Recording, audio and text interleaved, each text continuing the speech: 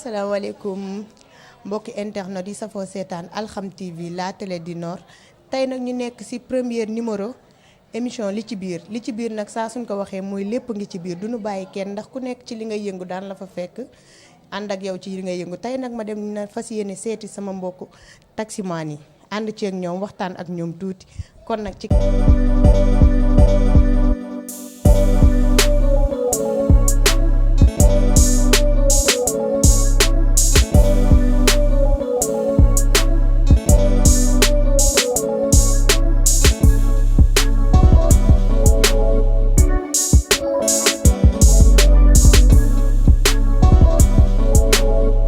comme niñ leen ko waxee woon ci biti rek tey nag ñu ànd ak benn taximaan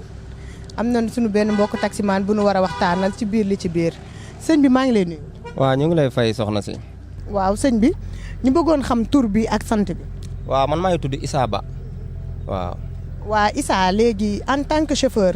taximaan nga xamante ni day parfois mu guddee parfois mu teel a wàcc ak événement yi si ku yor soxna nan lay demee. mais da ngay yor soxna su xam te yow. nekkoo lu xamante ni da ngay liggéey di wàcc heure taximaan amul heure wàcc taximaan dafa nekk liggéey bu xamante ni tout le temps yow client yi ngay wëri bu fekkente ne amoo jabar bu la comprendre da ngeen di dëkk ci problème à chaque fois. waaw day xaw a yéeme tamit. taximaan yi nan la ñuy dundee ci biir tali bi. waaw taximaan yi moom li ñuy dund bare na ci dëkk bi dund bi ñuy dund benn instant neex na neexul ndax kenn ku ci nekk xam na dëkk bi fi mu toll. te taxi seen tarif barewul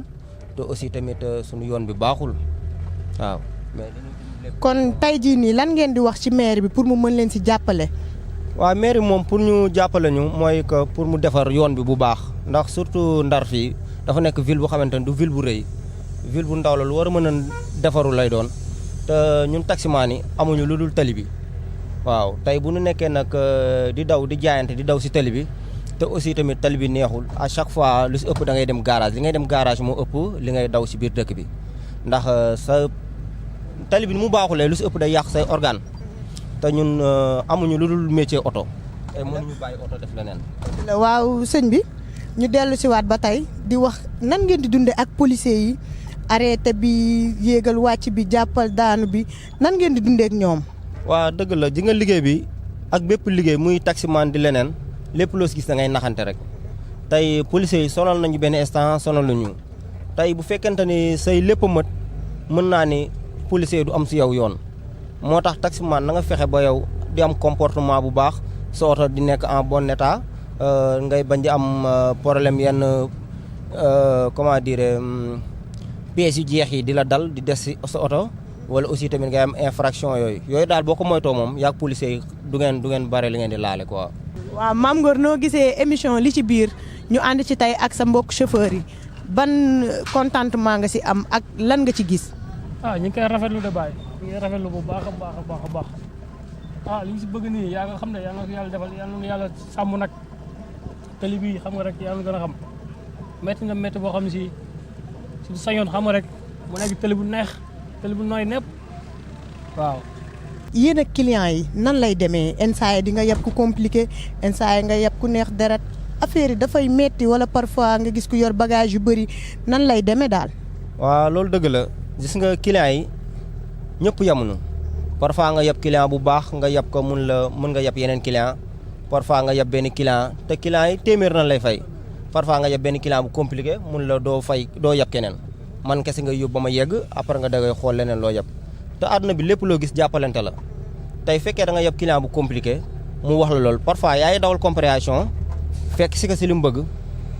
mais yàggul yeb client ak wàcc ga yàggul ngay yeb daw tuuti wàcc keneen yéegaat fekkee tamit da nga leen nar a topp nag day metti quoi mais bu leen topp. est-ce que yéen am ngeen regroupement maanaam association taximan yi wala chauffeur yi. waaw am na fi à Saint-Louis am na regroupement taximan yi am na fi waaw. mais est-ce que yéen am ngeen maanaam lu ngeen ci dajale comme caisse financière boo xam te ni mën na leen jàppale ak ci lan la leen di dimbale ak yooyu. waaw am na fi ñu ngi siy dox ndax kii lu mu tudd kees gi ñu ngi siy def bu baax ndax même comme garage boo yebee ba génn rek loo joxe rek si kees gi la jëm waaw c'est regroupement bi yëpp dañ koy boole yóbbu noonu. mais ba tey dama bëggoon xam maanaam kees gi lan la leen di jëriñ yan instant ngeen koy génne pour faj ci seen soxla pour lan la maanaam pour ku feebar wala pour ku paan wala nan lay demee daal. waaw kees gi moom turu kees la rek tey moom mën nañ ko wax ni ñun daal dañ fay dugal rek te xamuñu gisuñu xaalis waaw ñun moom gisuñu xaalis bu ñu fay dugal tey mën naa wax ni si ñoom la yem mën na yem ca garage mën na dem ci nguur gi mën na dem feneen je ne sais pas mais ñun daal li xamante ne moo nu war ak ñoom ñu ngi koy def bu ñu yebee garage génn ñun da nga war a joxe 100 francs da nga koy joxe waaw loolu nag moom wax dëgg na yàlla xaw ma fan la jëm moom. kon kees gi maanaam yéen chauffeurs yi defu leen ko ñan ñoo ko def kon. regroupement des chauffeurs la regroupement la. mais yéen kan ngeen di jox xaalis boobu. mooy sunu chef regroupement bi mooy garage lay jóge garage waaw xaalis yëpp après garage day daje quoi incha allah. yéen taximaan yi ndax du ngeen di faral di am problème est-ce que déggoo ngeen. waaw xam nga li yàlla bindee cinq baaraam yi noonu la nit ñi wutee waaw taximaan yëpp yamuñu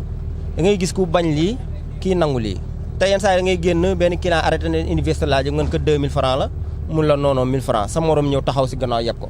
xaman kon kenn yamuñu mais ñun nag bu ñu sañoon comme taximaan yi ñi xamante ne amuñu oto la plupart mooy siirumaan yi wala ñi xamante ne dañ nekk si oto jaamur di dawal mooy ñi xamante ne dañ leen embauché kenn ku si nekk ñaan na yàlla am oto boppam tey bu ñu sañoon nag ñu def benn lu xamante ni dañuy comme dugg si Ndar ñu xool chauffeur taxi fi nekk ñu woo leen ñoom ñëpp bu leen wooyee bu ñu waxtaan def regroupement waxtaan ak ñoom ñoo xamante ni dañ leen di financé génne fi par exemple bu ñu génne woon 5 taxi jox ko chauffeur nga boole la ak comme ñi nga àndali liggéey boo liggéeyee yow jëndaat beneen oto jox keneen kooku liggéey di jox keneen kooku liggéeyaat joxaat keneen ba ñëpp am seen oto loolu mooy lu ñu gënal mais fii nii da ngay gis ku xamante ne da lay embauché oto pendant 20 ans du la wax sax daw ñaata nga yor nga jël oto bi ñoom dañuy ñaan yàlla nga leen di dawal noonu di daw noonu rek te xam nga ñun amuñu lu dul oto te xam nga tey bu nekkee bay dawal nii rek dana amul suñu alal bopp moo tax ñuy jël oto jàmbur kenn ku nekk chauffeur bu ne sañoon na yor oto boppam di dawal mais yàllaa dogal loolu yàlla mënul may ñëpp mais bu ñu sañoon moom ñu def loolu quoi. waa Issa ñu bëgg yéen taximaan yi ak borom vélo yi ak borom moto yeeg car yeeg oto yu mag yi nan ngeen di doxee si biir tali bi nan ngeen di comporté woo daal ak chauffeur yi chauffeur bus yi chauffeur surtout nag oto yu mag yi nga xamante ni da ngeen di bokk ak ñoom circulation bi te instant dëkk bi dafay xat nan ngeen di def. ah mais li ñuy def kenn ku si nekk boo defee li sa wareef doo laal sa morom kenn ku si nekk fi la autorisé pour nga jaar fa boo fa jaaree rek doo laal sa morom waaw loolooy jàmm ji kenn ku si ne jël sa voie bañ a yàkkamti dara daal bul yàkkamti sa àdduna jarul yàkkamti. est-ce que tey yéen chauffeurs yi du ngeen woon bëgg beneen tali boo xamante ni maanaam dañ koy xaaj pour oto yu mag yeeg charrette yeeg affaire yooyu di fa jaar daal est-ce que doonu leen woon gënal. non loolu moom xam naa bu ne dina am tamit gaw ma ni bu amee gars yi daan ko mën a def mënta nekk ndax oto moom fépp lay jaar waaw oto moom fépp lay jaar. yan message ngay lancé gouvernement bi pour lu mu leen mën a jàppale yéen chauffeurs yi. waaw ñun chauffeur si moom li ñu jàppale mooy comme ñun ñii xamante ne amaguñ suñu alal bopp ñu fexe ñun nu ñu amee suñu alal bopp mooy lan mooy kon tey par exemple ñu def jox ñu financement jox ñu oto. ñun bëgg nañ ku ñu financé ñu daw liggéey delloo leen remboursé leen moo gën ñuy dawalaan oto jaamur ndax dawalaan moom mën na xëy un jour rek soxla xaalis jël otom jaay ko léegi yow da ngay taxaw di xaar beneen embauche ñun nag bu ñu sañoon ñu def ñu financement ñu mën daw fay leen mën a yor suñu alal bopp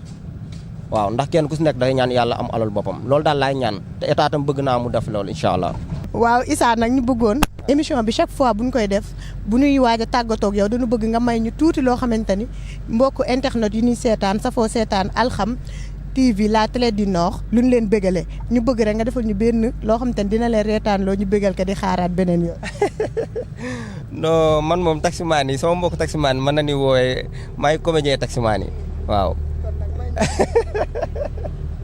léegi lan nga bëgg ma may la. waaw may ñu tuuti rek. ah comme lan.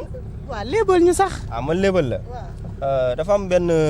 paa bu ñu doon laaj ñu ne ko est-ce que mën nga ñu waxal ñetti langue yu bokkul ak moroomam mu ni moom xamu ko ñu woo benn paawu pël mu ni man loolu rek laa aay ñun ko wax ñu lan la mu ni mbii mi yees. kon Issa ñu ngi lay jaajëfal di la wax nag nga tàggu boog sa mbokk chauffeur yeeg mbokk internet yi lay seetaan. sama mbokk chauffeur yëpp maa leen di nuyu di leen ñaanal yàlla may leen gudd fan ak wér ak wérle yàlla may leen kenn ku si nekk ki xamante ne amul alal boppam yàlla may ko alal boppam ñi xamante ne yàlla may na leen mu fekk muy seen mu gën a muy seen jiglaay quoi xamante ni lu la yàlla may rek bu ko ndamoo xam ni ndogalu suñu borom la bu la yàlla xañee tamit bu ko naqarlu xam ni ndogalu suñu borom la mais nan sabablu rek ba ñëpp xam ni sabablu nan incha allah. waaw jërëjëf Issa merci beaucoup ñu ngi remercier tamit Mame Ngor mi nu àndaloon muy dawal fii si kanam Mame Ngor ñu ngi lay nuyu lu bëri di la jaajëfal. Mame Ngor ñu ngi lay jaajëfal bu baax a baax di leen wax beneen yoon beneen dig daje feneen ak leneen ànd ak li ci biir ba tey ñu ngi ñëwaat dal seen kaw jaajëf.